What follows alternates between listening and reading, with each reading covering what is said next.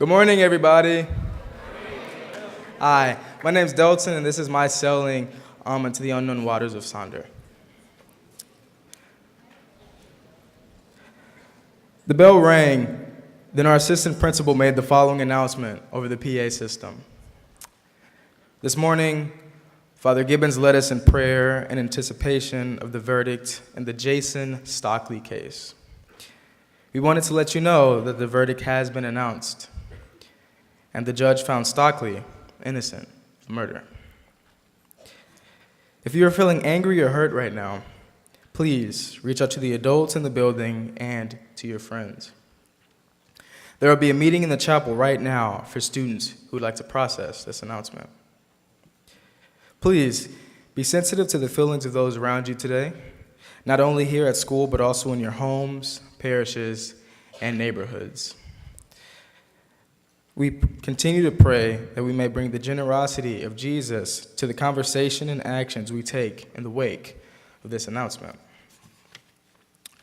The announcement ended and everyone rushed to their lockers, seemingly unfazed. Like a number of students, I felt neither angry nor hurt. Officer Jason Stockley had shot and killed a black man, Anthony Lamar Smith, after a high-speed chase in 2011, but now, 6 years later, would officially face no legal consequences for Smith's death. I was indifferent because I'd honestly become accustomed to the idea of murder without consequences.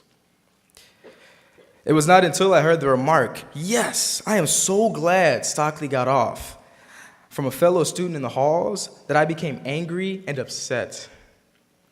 I could understand why some people in my school might be indifferent about the murder of Anthony Lamar Smith, but I just could not understand why some people actually seemed to be happy. Did somebody really just say yes to the loss of a human life? Overwhelmed with rage, distraught, and disappointed in my own apathetic attitude, I entered our chapel to attend the meeting of people who were as upset as I. In the chapel, I watched as my SLU community came together to display a true feeling of empathy and sorrow and grief at the loss of a life unjustly taken. The fallen tears and the gut-wrenching gasps of my fellow SLU brothers and teachers fueled the passion in my heart to do something.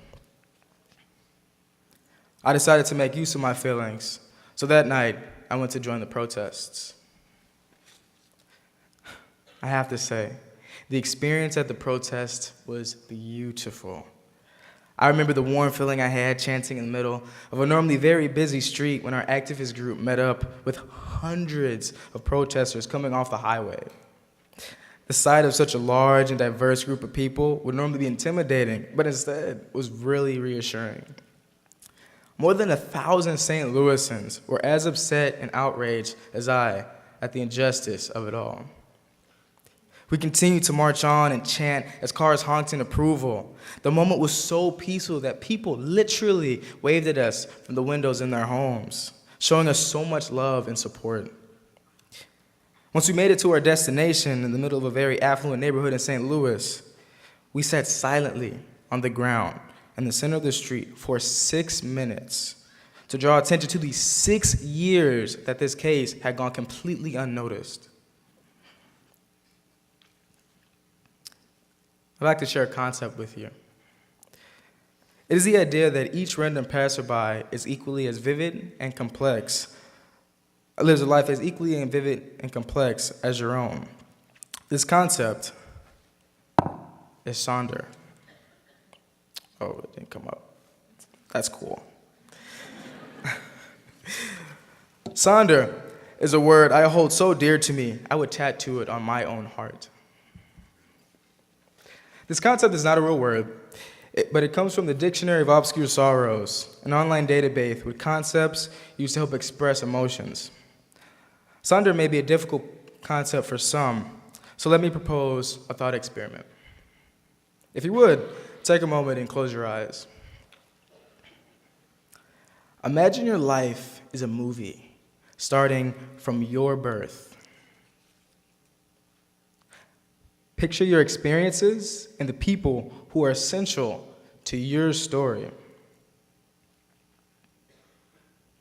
Like most movies, there will be people in the background of your story. Zoom in on those people in the background. What are the experiences and who are the people essential to their story? You can open your eyes. Sonder is focusing in on the people in the background of your story and striving to learn theirs. It is realizing that they are too complex to simply be an extra in your movie, but are actually the main star of their own. Oh, there it is.